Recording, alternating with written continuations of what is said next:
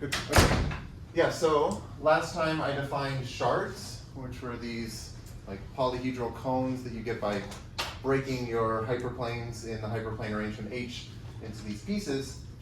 And I said that the shards of the Posets regions of a simplicial hyperplane arrangement correspond naturally to the joint irreducible elements, or like, yeah, they basically sort of are, yeah, they correspond to the joint irreducible elements.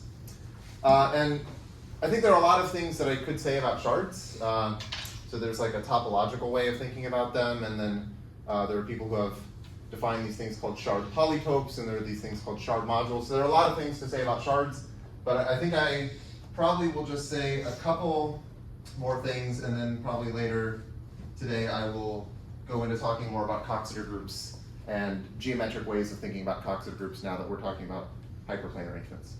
So I'll remind you that last time I said that if you have two regions R and R prime, so remember H here is some, let's say, finite, central, essential, simplicial hyperplane arrangement. And so the Poset of regions is a lattice. In fact, it's a semi-distributive lattice. Then if we have two regions R and R prime, then R is less than or equal to R prime in the shard intersection order, which is this other partial order that you get by looking at intersections of shards. This is if and only if, when you look at the set of labels of the edges on the interval between pop of R and R, where here pop is in the Poset of regions, this should be contained in the corresponding interval for R prime. Okay. So one thing I think is kind of interesting about this is that you could use this idea to define the shard intersection order for really any semi-distributive lattice, because for any semi-distributive lattice we have a way of labeling the edges with joint irreducible elements, and you could say, well, what if we just took this definition, because this doesn't require us to have hyperplanes that we can break into shards. Right? So, so the point here is, where am I? So let's say, let L be a, let's say finite, maybe you don't need finite, but let's say it's a finite semi-distributive lattice.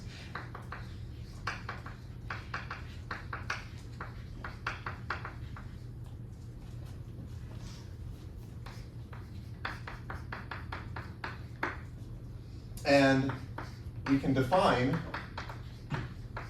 the shard intersection order, even though we don't have shards in general.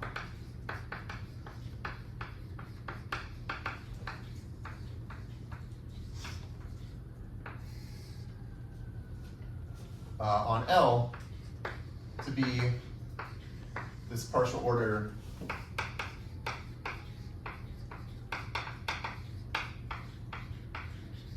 which is this curvy less than or equal to symbol, where it's defined such that an element x is less than or equal to an element x prime in this partial order, if and only if this same condition holds. But now we're looking at the joint irreducible labels of the edges, if and only if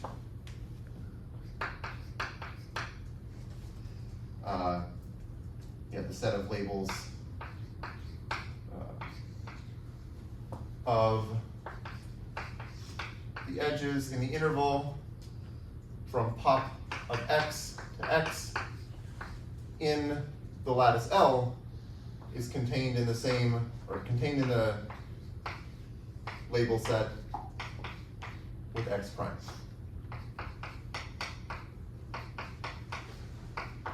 Okay.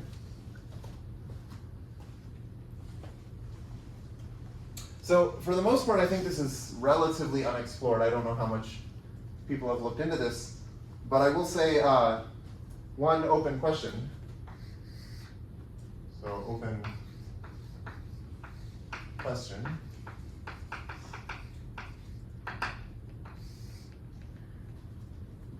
So for which semi-distributive lattices, let's say finite,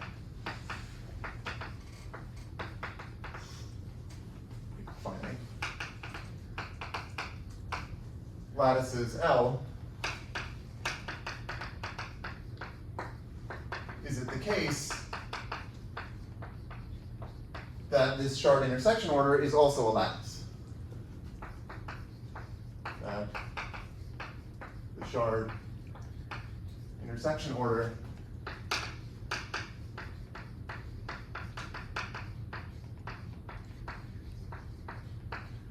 L is a lattice.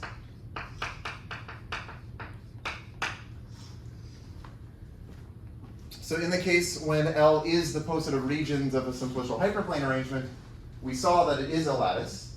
And this is just because you say, well, the join is given by, like you have some intersection of shards, you have another intersection of shards, you want to take their join, you just intersect.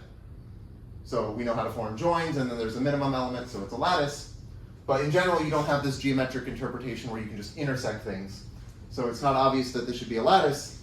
And I think, well, it's not always a lattice. So note, well, the answer to this question is not just all of them.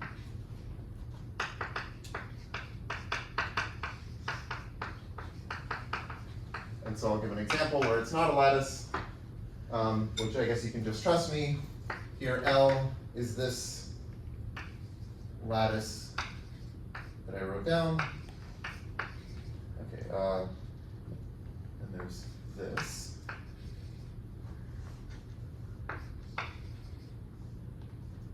And then I want elements here.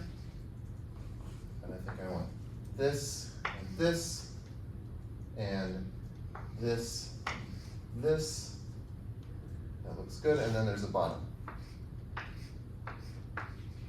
So this is a semi-distributive lattice.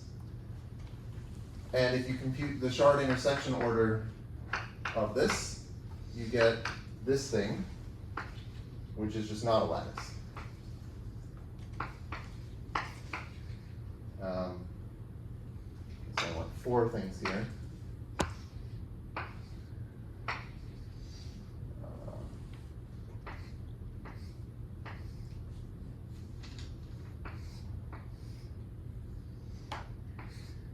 I mean, it's not so important what exactly this is. The point is just that here's an example of a semi-distributive lattice where you can define the shard intersection order, and then you end up getting something that's not a lattice. And I guess, okay, why is this not a lattice? Well, for example, these 2 elements don't have a join because these are like 2, like their set of upper bounds would be these 3 elements, which doesn't have a bottom element. Okay? Okay. So let me go back to the actual shard intersection order for the positive regions. And I'm going to do this with some Coxeter system. So WS, let's let this be a Coxeter,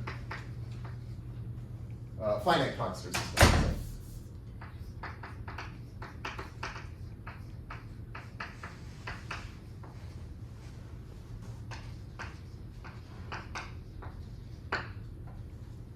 So there is some hyperplane arrangement associated to this.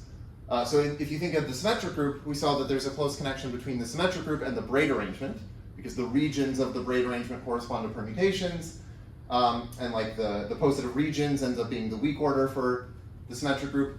It turns out that there's a similar story for any finite Coxeter group, and I'll tell you more about this soon, probably later today. But for now, you can just trust me that there is one. Hey! Okay, wait, I'll do this later. Okay.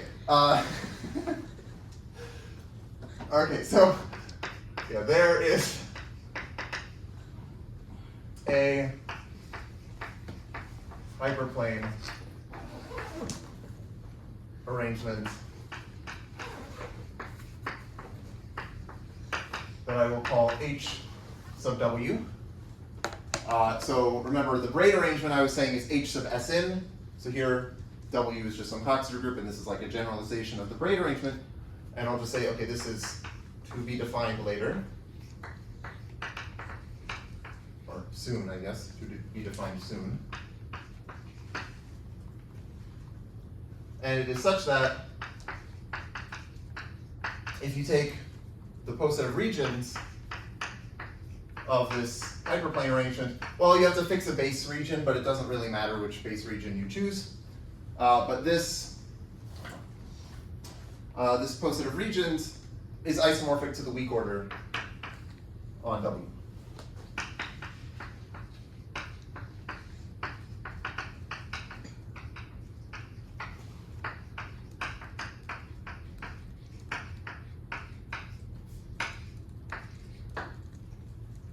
Okay, so this is called the Coxeter arrangement of the Coxeter group W.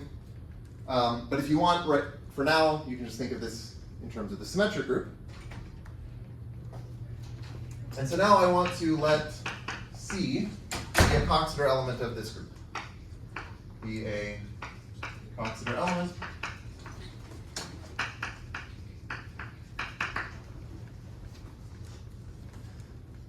And if you remember, I said that, well, in the case of the symmetric group, we defined the C sortable elements, which formed the C Cambrian lattice.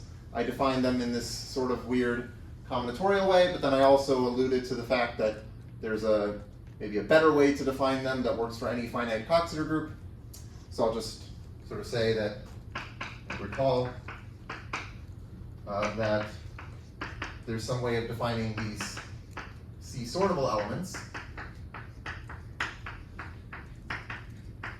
C sortable elements of W. These form a sublattice of the weak order, and this is denoted by Cam sub C. So this is the C Cambrian lattice of the weak order. But again, if you want, for now, you could just think of this in terms of the symmetric group, where I actually did define the C sortable elements of the weak order. Okay. So the theorem, let me maybe see if I can write the theorem here. Okay, this is also reading from 2011.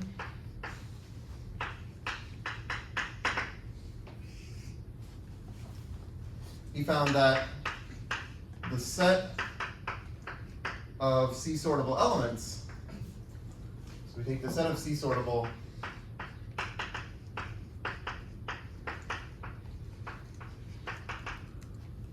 of W. But now, instead of looking at them inside of the weak order, we're going to look at them inside of the shard intersection order. Because the shard intersection order is like this other partial order that we can put on the regions, which over here, the regions correspond to the elements of the group. And so you can say, well, we have these C sortable elements. What do they look like inside of the shard intersection order? Well, again, they form a sublattice. They form a sublattice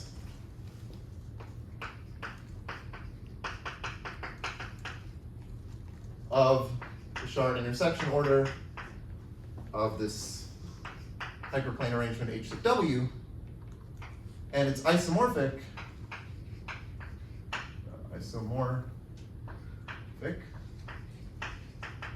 to the non-crossing partition lattice that I defined with respect to C.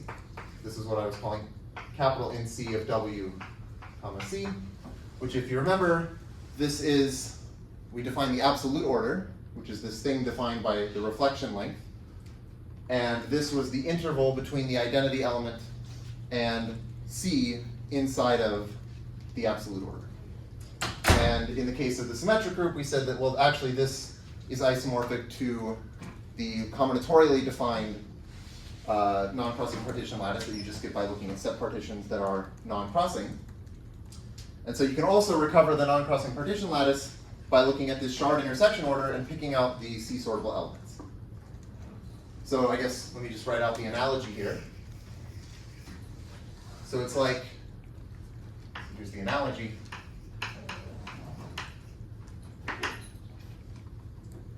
The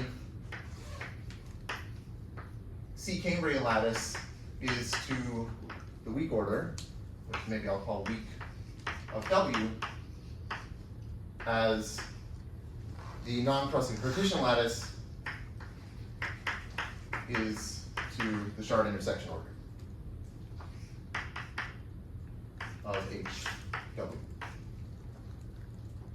Okay.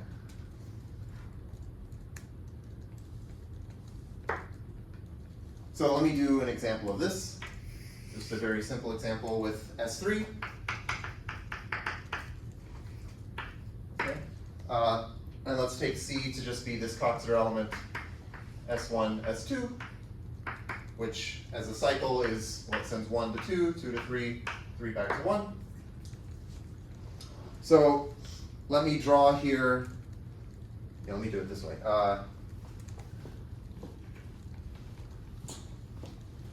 Here I'll draw the weak order.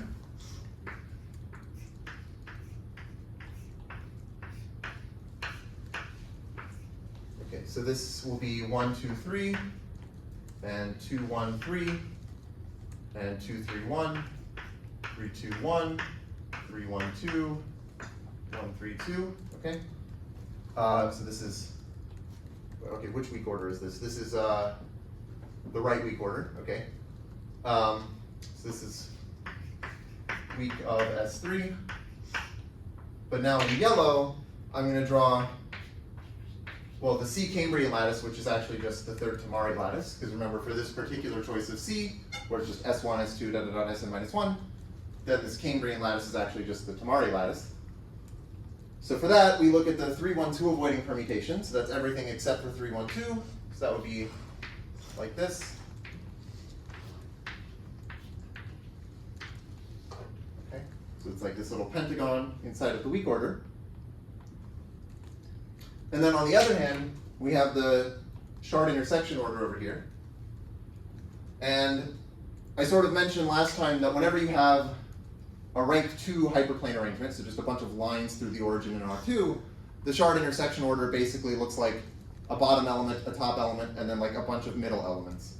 So here we're going to have, well, there's 1, 2, 3 at the bottom, and then there's 3, 2, 1 at the top, and then in the middle we have 1, 3, 2, and 2, 1, 3. Let's say here,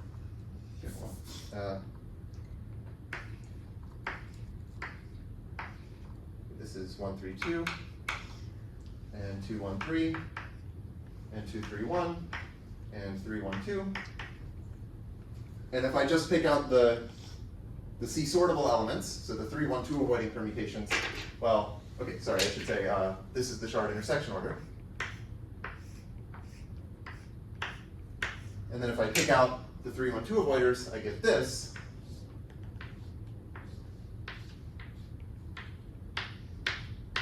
And you can see that that is isomorphic to, okay, so here this is isomorphic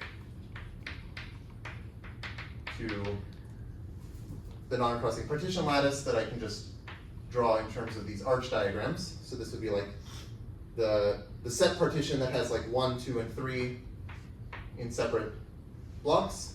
And then here we have like this arch diagram. And then there's like this arch diagram like this. And there's this arch diagram like that. And then there's this one at the top like that. And this is the order. Okay? So you can see this poset is isomorphic to the sublattice of the shard intersection order consisting of the 3, 1, 2 avoiding permutations. Okay? Any questions up to here?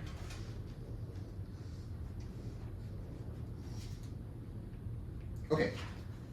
In that case, I think I'm going to start talking now about geometric ways of thinking about Coxeter groups.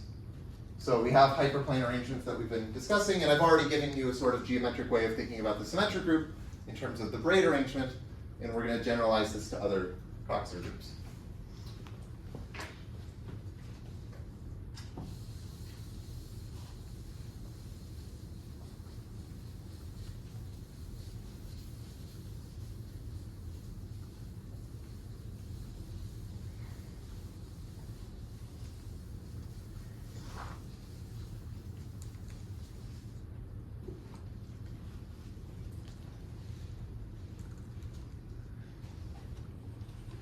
So these are geometric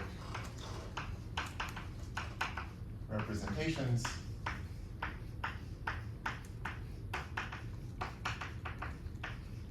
of Coxeter groups.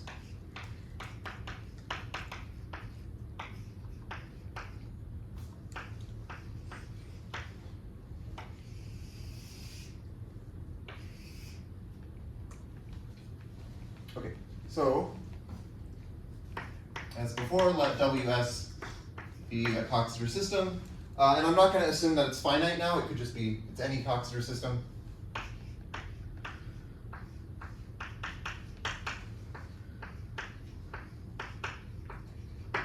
Okay.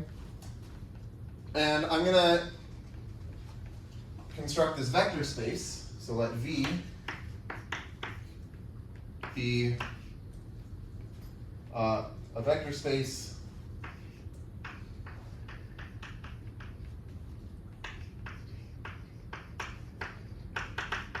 with basis, or maybe I should say a real vector space, over R, with basis, basically just indexed by the simple reflection. So I'll call these alpha sub S for S in S.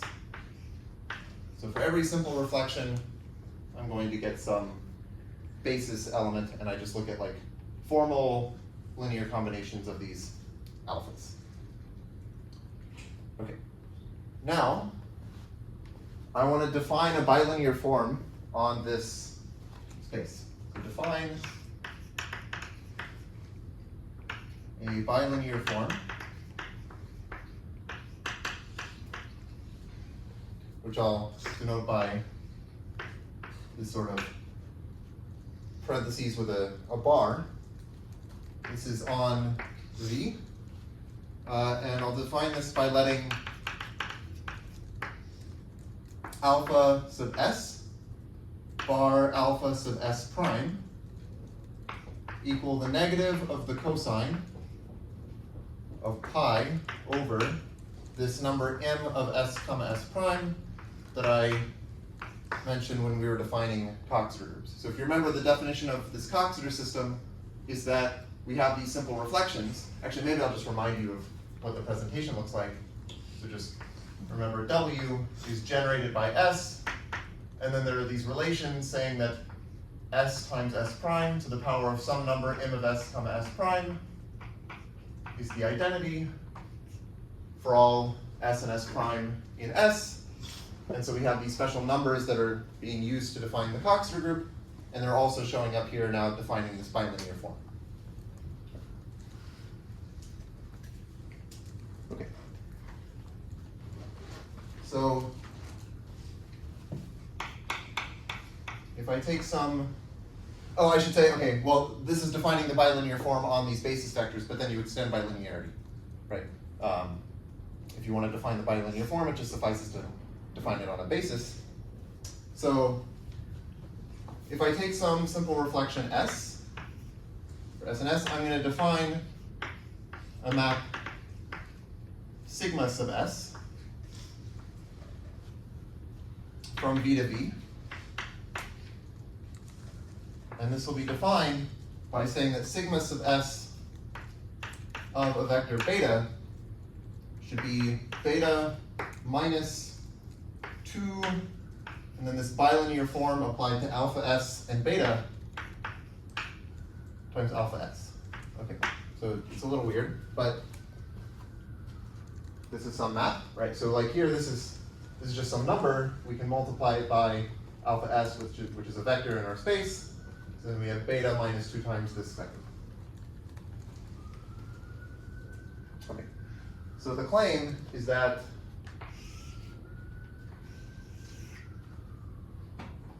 the map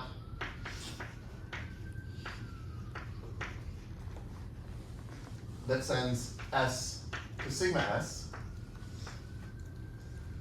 extends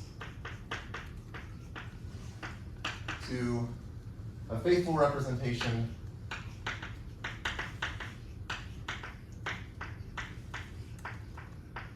of the group. Representation of W. Okay. So the way you should think about this is sigma sub S is some, well, it's some linear map on V, right? So this is now going to define a linear representation, and specifically what this is saying is that, okay, so let me say that is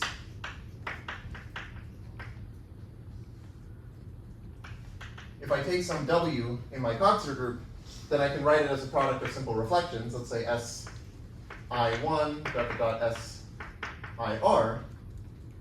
This is in W. Then from this we can just define, sigma sub W. And this is just going to be where we take sigma sub SI1 and then like compose all the way to sigma sub SIR. And you might worry that maybe this is not well defined because it might depend on the way that we choose to represent W as a product of simple reflections. But the claim, what this is saying, is that this is actually well defined, and so we get a well defined representation of W on the space V. Okay, so and the map that sends W to sigma W is a well-defined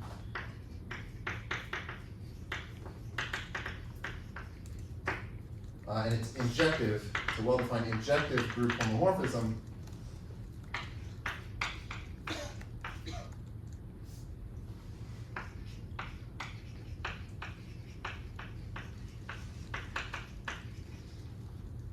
from our group W to the general linear group of V, to GL of V. Okay. So that's what it means to be a faithful representation. And this is called the standard geometric representation of W.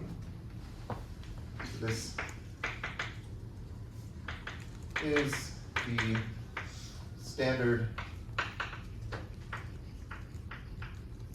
geometric representation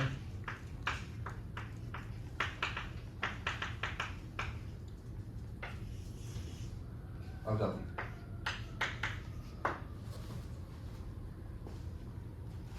And it gives you a geometric way now of thinking about the group W, because you can think about it as this group, like if you look at its image in GL of V, under this homomorphism, now you can think about it as acting on this space V.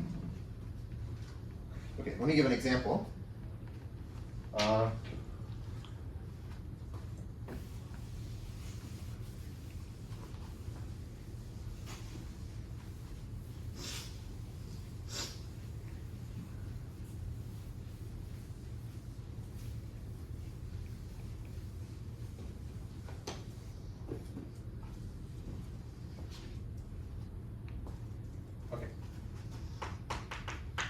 Example, let's say W is Sn, which is a Coxeter group where the simple reflections are just the adjacent transpositions. And here I'm going to let V, well, so I did this before, but I'll just remind you, V here is going to be the set of points gamma 1 through gamma n in Rn, whose coordinates sum up to 0.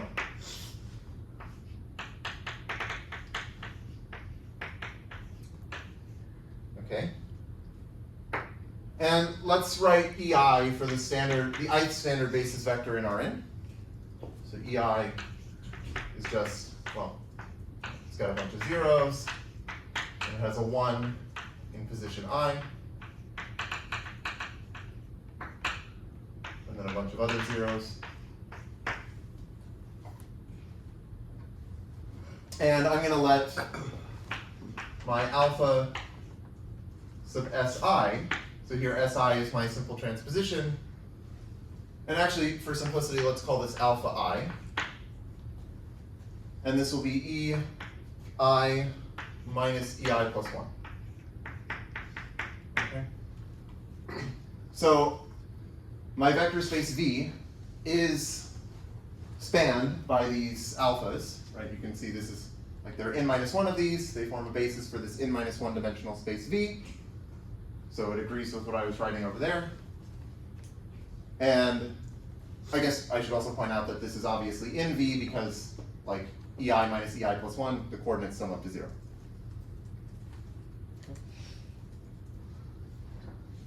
So let's look at this bilinear form.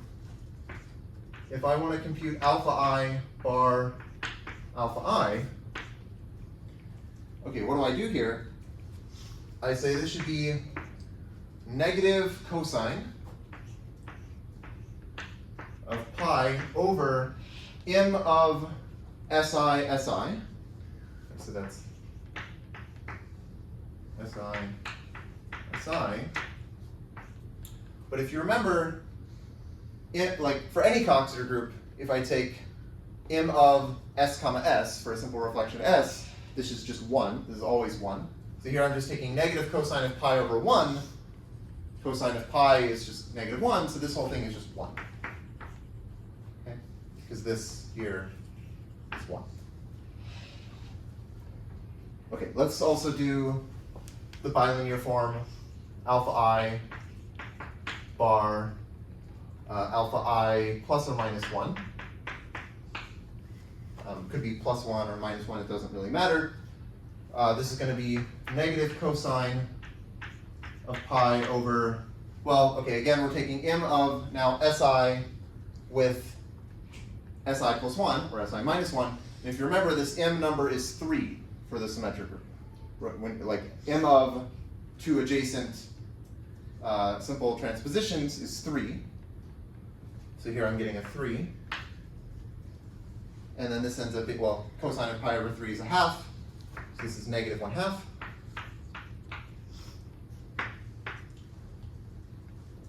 And then finally, let's say what happens if we take alpha I and alpha j, but where they differ by more than 2. So let's say for I and j differing by at least 2. Okay, well this is negative cosine of pi over, okay, do you remember what m of SI, Sj is? It's 2, yep. This is 2. Cosine of pi over 2 is 0, so this gives us 0. Okay?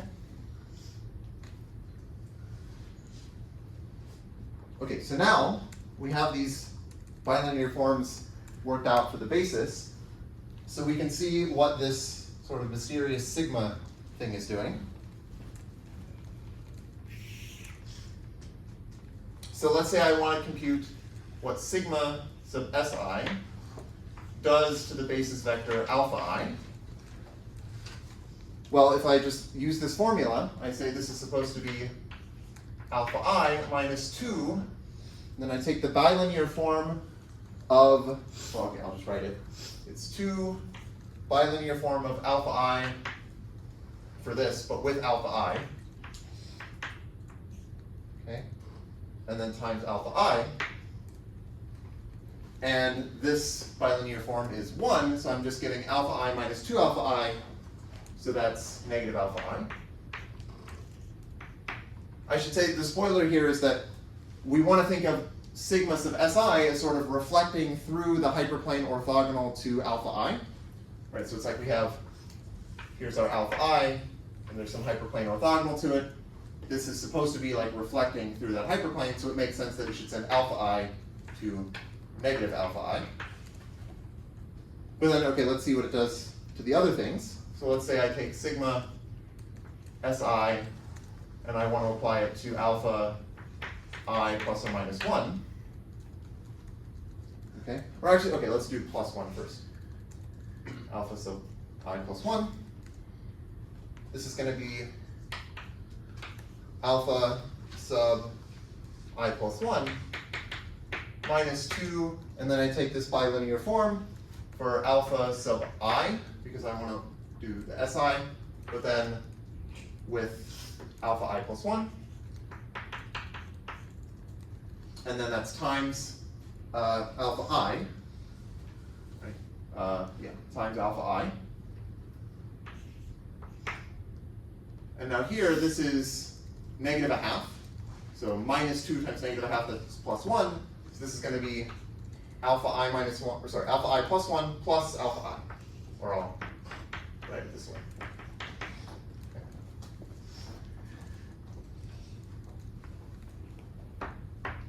There's a similar computation if we want to do sigma SI of alpha I minus 1. So for this, we just do alpha I minus 1 minus 2 bilinear form. And then we have alpha I.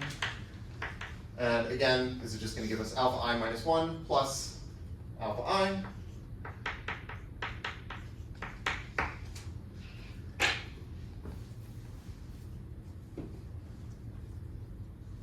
And then finally, we should see what happens when I and j differ by at least 2.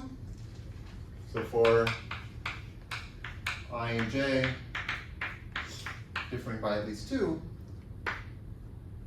if I want to do sigma sub si applied to alpha j, well, this is going to give me alpha sub j minus, well, 2 times 0, right? 2 times alpha I bar alpha j, alpha I, but this is 0 here, so this just gives me alpha j.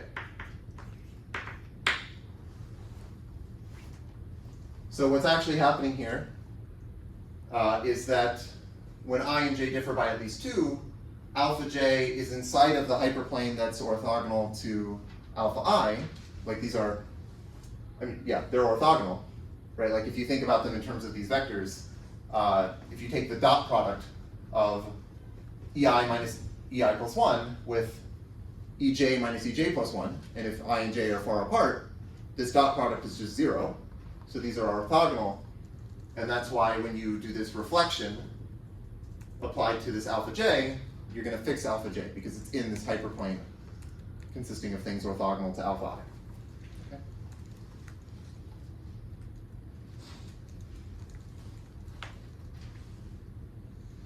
Okay, so another way that you can see what's happening here is that, well, let me write it this way. Let me say, what is negative alpha I in terms of the e's? This is just e I plus 1 minus ei. So it's like I took alpha I and I swapped the roles of I and I plus 1. Right, so alpha I was ei minus ei plus 1, but if I swap I and I plus 1, then I get ei plus 1 minus ei. And here, if I do, if I look at alpha I plus 1, that is it's ei plus 1 minus ei plus 2. And if I swap the roles of I and I plus 1, right, so if I have like ei plus 1 minus ei plus 2, and I swap the roles of I and I plus 1, the I plus 1 becomes I, and this just stays the same. So I get ei minus ei plus 2, but this is the same as ei minus ei plus 1 plus ei plus 1 minus ei plus 2. So it's alpha I plus 1, which is what I have here. Right, so this is ei minus ei plus 2. Okay, so similarly, if I do sigma si to this alpha I minus 1, well, I'm going to get this, which ends up being, okay, what is this? It's alpha, or sorry, it's ei minus 1 minus ei plus 1. Because here I'm saying like alpha I minus 1 is e I minus 1 minus ei, but I'm swapping the roles of I and I plus 1, so this I becomes an I plus 1. And I get this. And then finally for this one, well, if I just have like, oh, sorry, this one. if I just take alpha j, that's like ej minus ej plus 1. And if I swap I and I plus 1, but like neither of these is I or I plus 1, then nothing happens. Okay, so I'm just stuck with this still. Okay.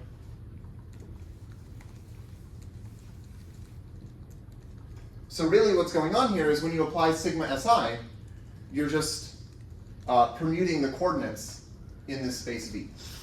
Okay, so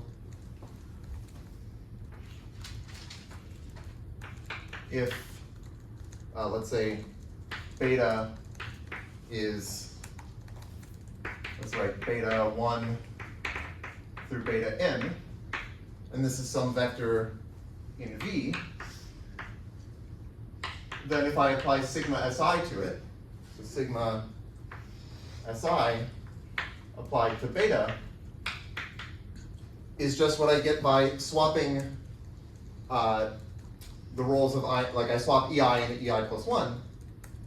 So this is going to be beta 1 dot dot dot beta I minus 1, and then I have beta I plus 1, beta I, and then the rest is the same. So just swapping the beta I and beta I plus 1.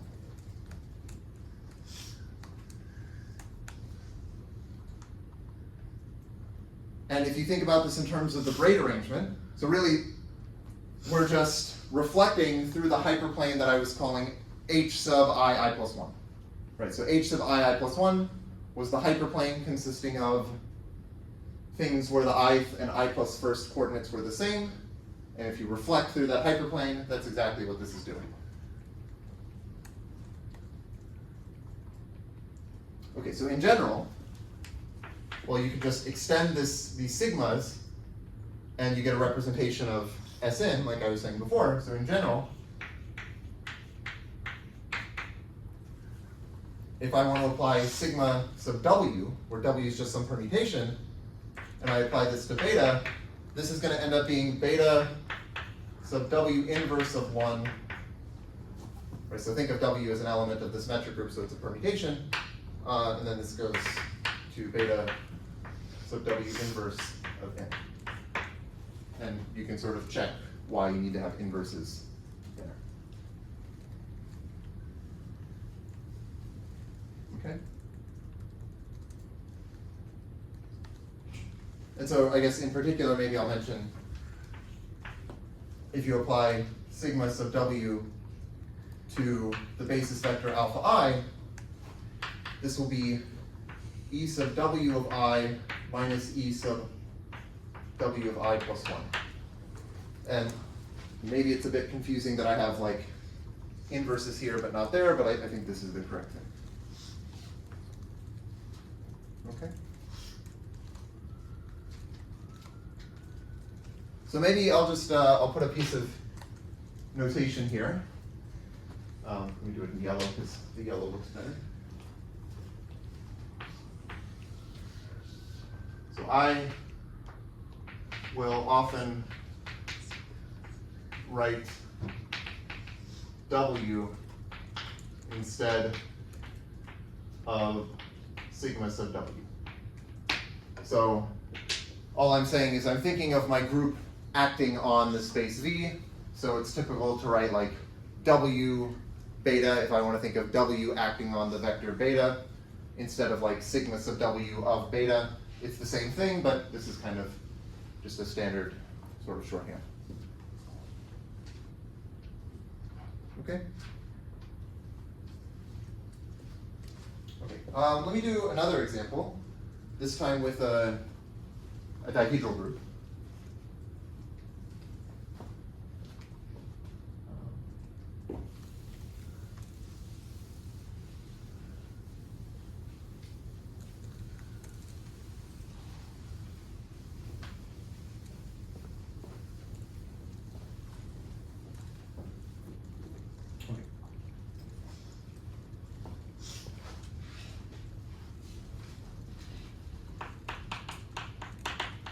So let's do I2 of 6.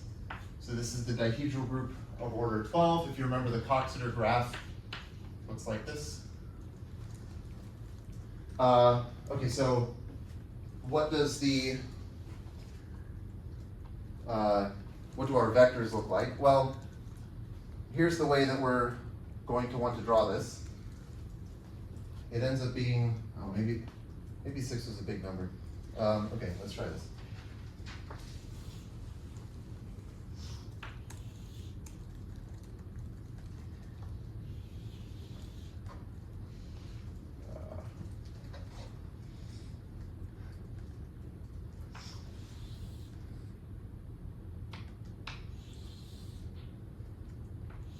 I think that's not bad.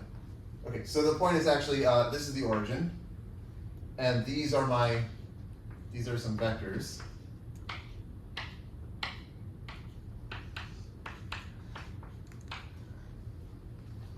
And okay, so here, let's say this is like S1 and S2 are my simple reflections.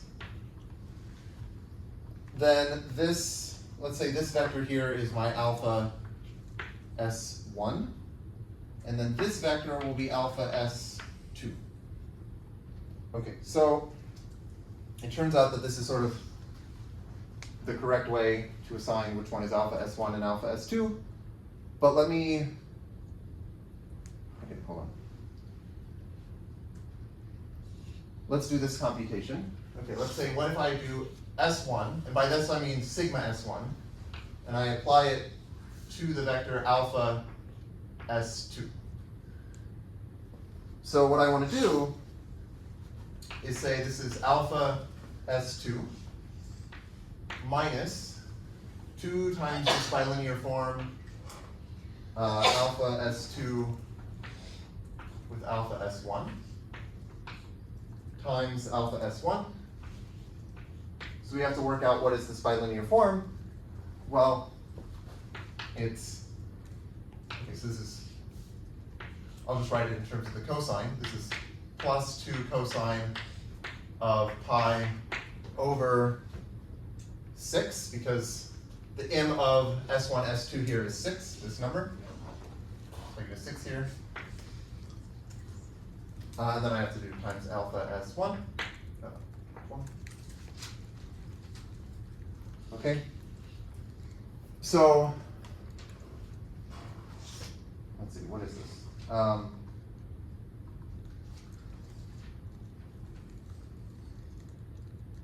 and I should also do S1 applied to alpha S1.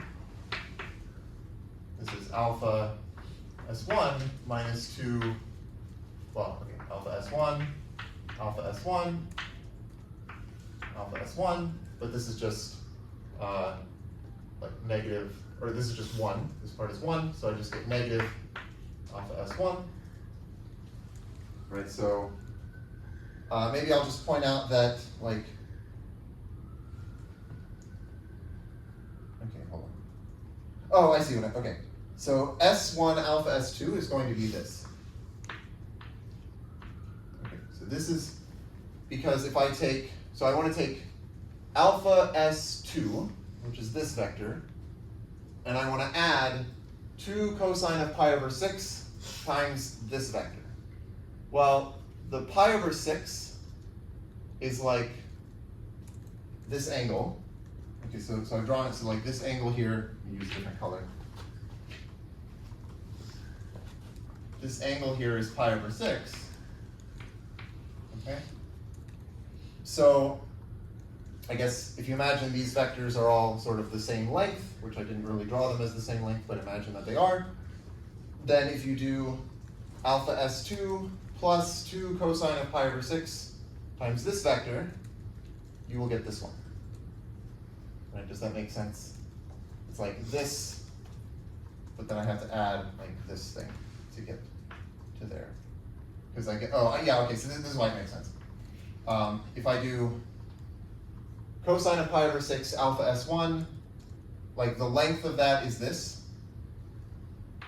but it's in that direction. So if I add 1, 2 of them, it's like I go over here. Does that make sense? Sort of like I have this little rectangle and I'm just adding, like this is 1, of those cosine pi over 6 alpha S1, and then here's another one, so I get to this vector here. And, okay, so this was saying that if I apply S1 to alpha S1, I should get this, is this like negative alpha S1. So you can see that when I'm applying S1, I am reflecting through the hyperplane orthogonal to alpha S1, because this vector gets reflected over to here, this vector gets reflected over to here.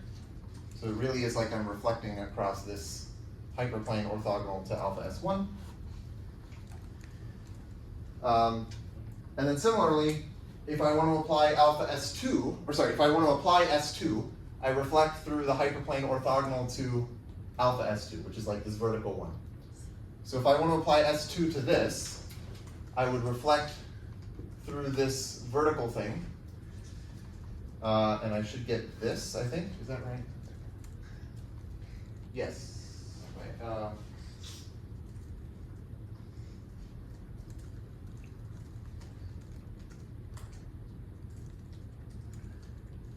Yeah, okay.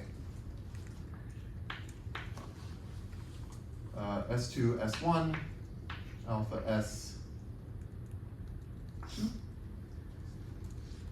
And then I could just sort of keep doing this. I could say, let's apply S2 to alpha S1. That's going to reflect over to here. So this would be like S2 alpha S1, and you could continue labeling the rest of the vectors. Okay, so I guess the punchline of this is, so SI acts on the space, which I guess this is like R2, by deflecting through the hyperplane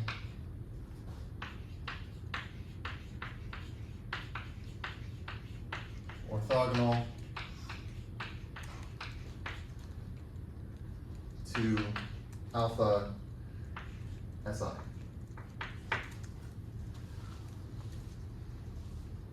Okay?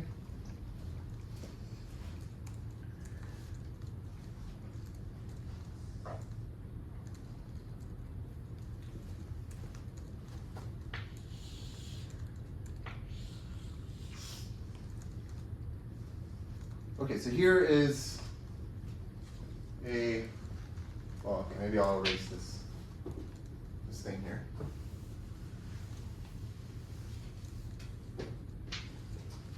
So here's that proposition.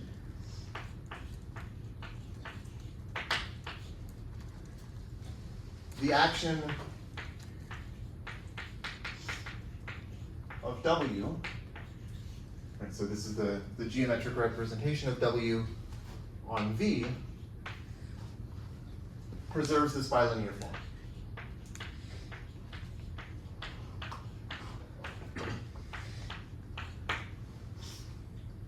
So what I mean by this is that if I start off with like some beta bar gamma, this should be the same as if I apply some W to beta and also apply W to gamma. Okay, this is what it means to preserve the bilinear form. So let me prove this.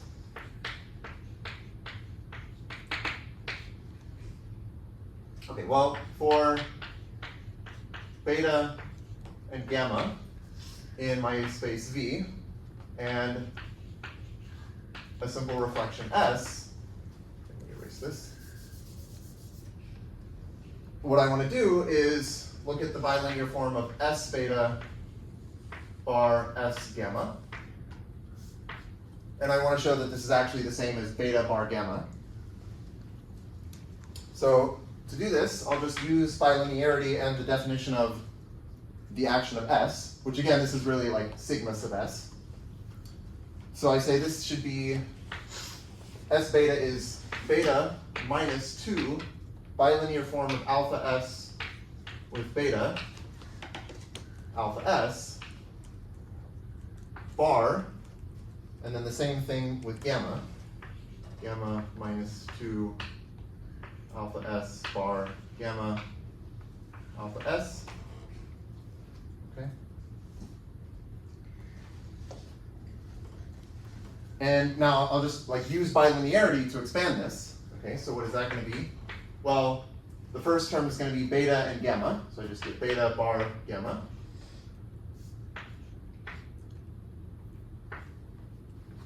And now I'm going to have beta and -2 alpha s bar gamma alpha s.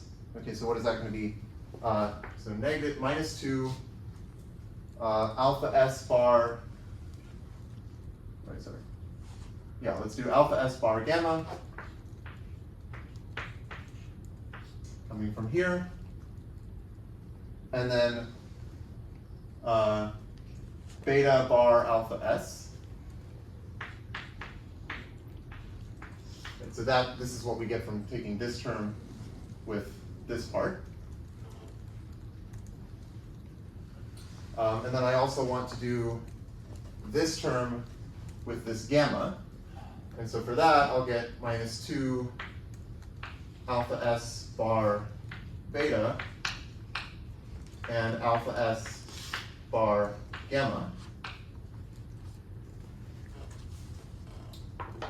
And then I want to do this term with this term, so that's going to give me a +4. And I'll have alpha s bar beta and alpha s bar gamma and alpha s bar alpha s.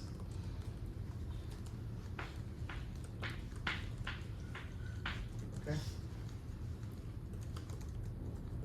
But this is going to simplify because, well, first of all, this is 1.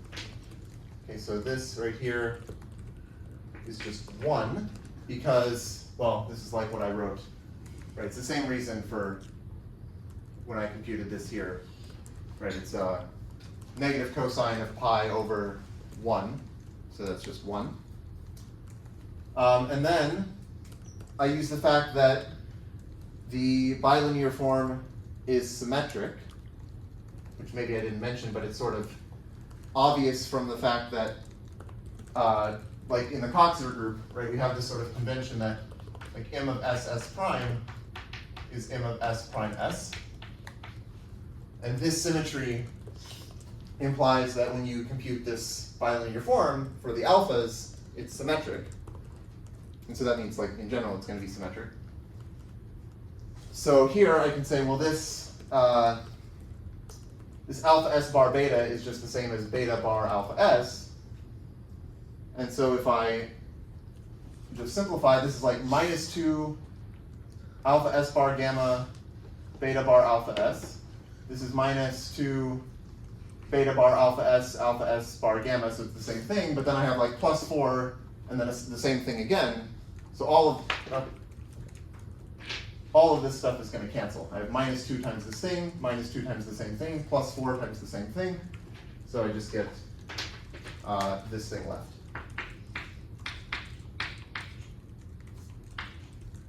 Okay.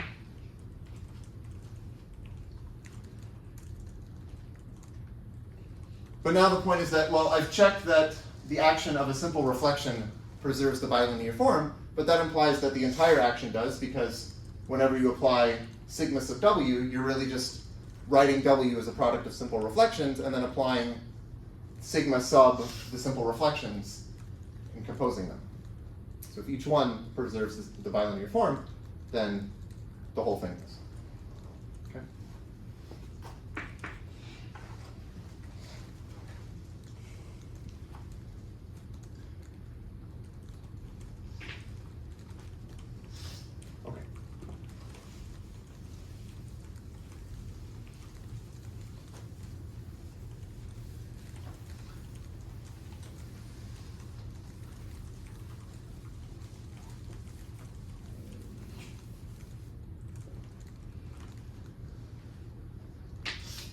Okay, so I'm going to let phi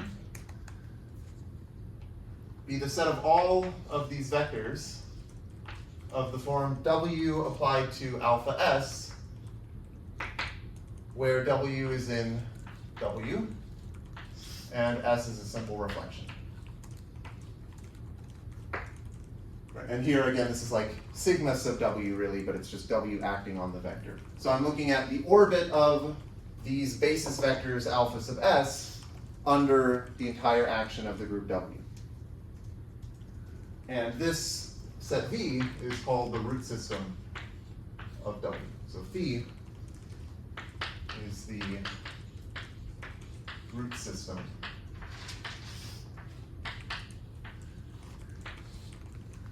of w.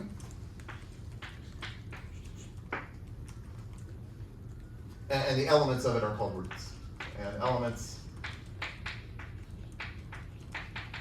of phi are called roots.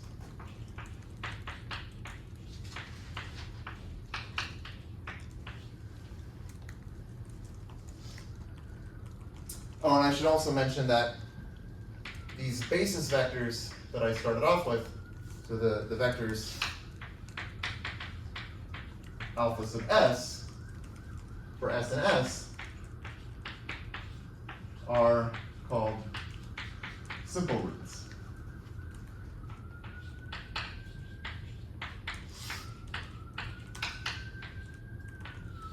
Okay.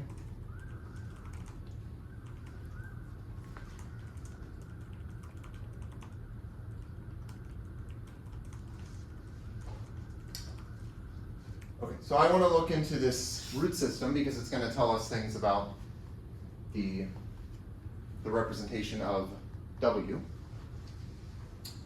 And in particular, let me start by defining what are called the positive roots and the negative roots. So here's just a fact. So every root beta, every root beta can be written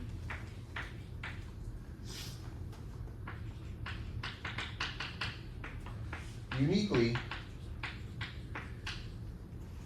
as some linear combination of simple roots, so sum over s in s of some scalar c sub s times the simple root alpha s for some real numbers c sub s. Okay, so what I've written here, this sentence is obvious because, well, the alphas form a basis. So like actually this is just true for any vector beta in space V. Of course it can be written uniquely as a linear combination of the basis vectors. But the part that makes this interesting is that, so moreover, the coefficients, so these coefficients c sub s are either all non-negative or all non-positive.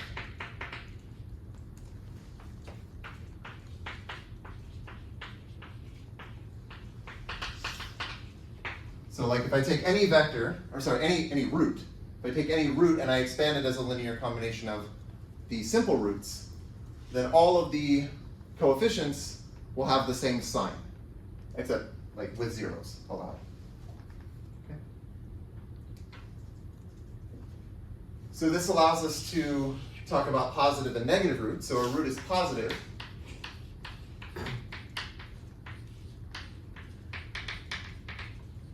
if all of these coefficients are non-negative.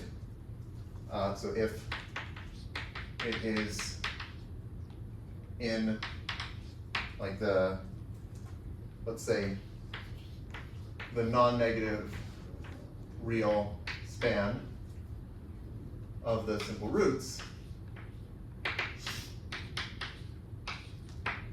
and then similarly a root is negative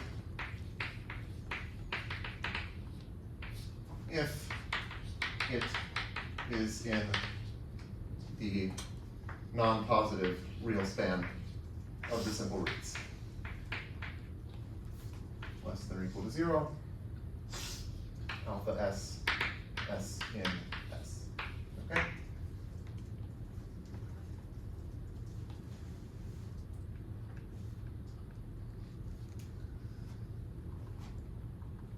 Okay, so I'm going to let phi plus be the set of positive roots, and phi minus will be the set of negative roots. Look at these sets. Set of positive roots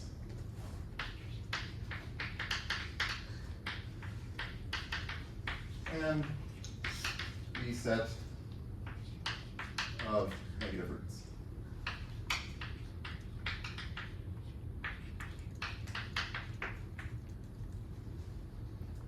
Okay, and then what this fact is telling us is that actually every root is either a positive or a negative root.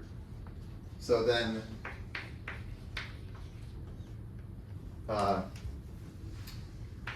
well, first of all, phi, like the root system phi, is the disjoint union of phi plus with phi minus. And the set of negative roots is actually just like the set of negatives of the positive roots. So actually, let me see if I can draw this over here. My picture with I2 of 6. Let's say I draw a little dotted line like here.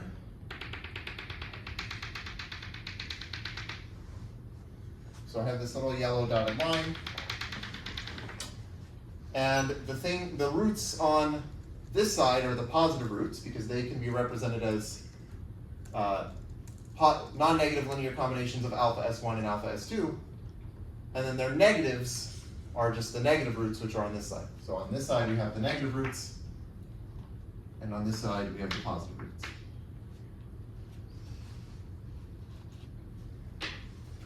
Okay?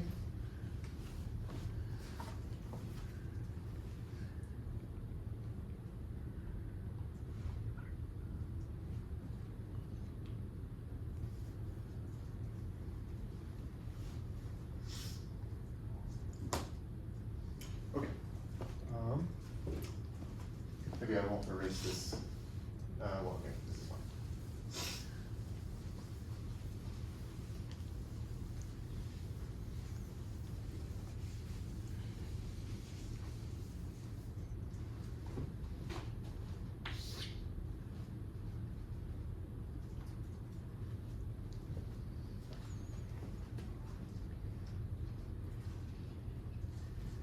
Okay, so we know by the proposition that I just erased that the action of the group preserves the bilinear form. So the action of W preserves this bilinear form. And, well, we know that if we take any simple root and take the bilinear form of it with itself, this is 1. Well, it follows, since the roots are just all things of the form an element of W acting on a simple root, that implies that if you take any root beta, okay, let me see. Since this is true for all S,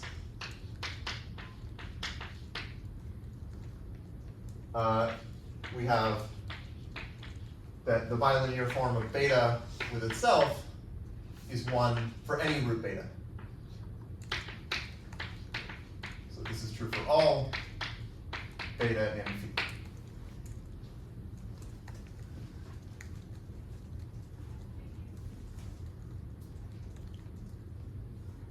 Okay, and then this implies, so hence,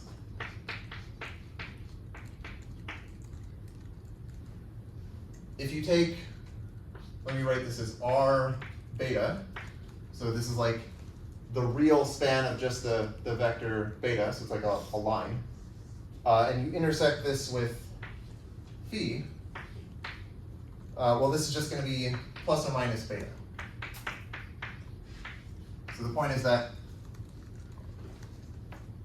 whenever you have any root, there are exactly two roots that are scalar multiples of it, well, there's itself and its minus, but you won't have like 3 times beta is not going to be a root, right? And that's just because like if 3 times beta was a root, then you could use this to say that like 3 beta bar 3 beta, well this should be like by the bilinearity, this should be 3 times beta bar beta, and this is 1, and this is 1, and 1 is not equal to 9 times 1, so like that can't happen. So, right, so that's why the only scalar multiples are like plus or minus. Okay.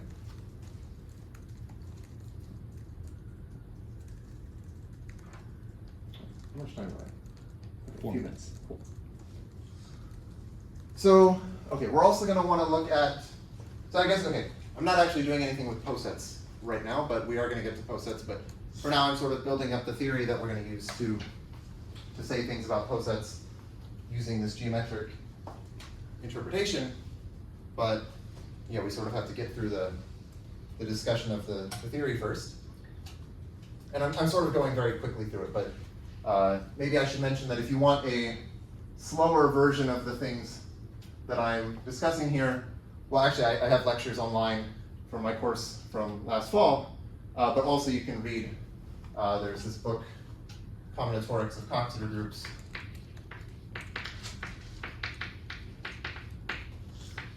Combinatorics of Coxeter Groups. And this is by Bjorner and Brenti. So this is just if you want to read the things that I'm discussing, because I am going pretty fast through it. Okay, but let's see. The next thing we're going to use is the dual space of V. So this is dual space of V, and I'll just recall that V star is the space of linear functionals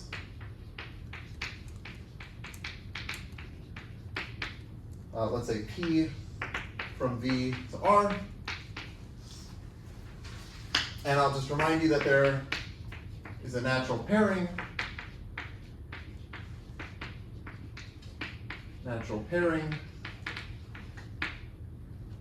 of V star and V, which is denoted, well, okay, so it's defined by,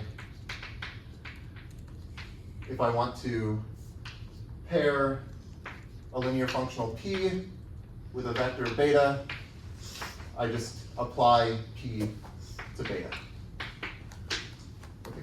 And I think we'll pick up next time with more about the dual space. Okay.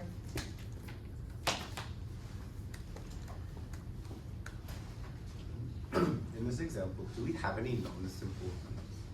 Do we have any what? Non-simple roots? Oh yeah, I mean there are only 2 simple roots. So these alpha S1 and alpha S2 are the simple roots, but all the other roots are not simple. Okay, so where did I define simple? Oh, I see. Yeah. Yeah, the alpha S's are the simple roots. I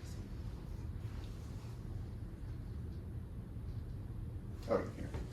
So alpha S1 and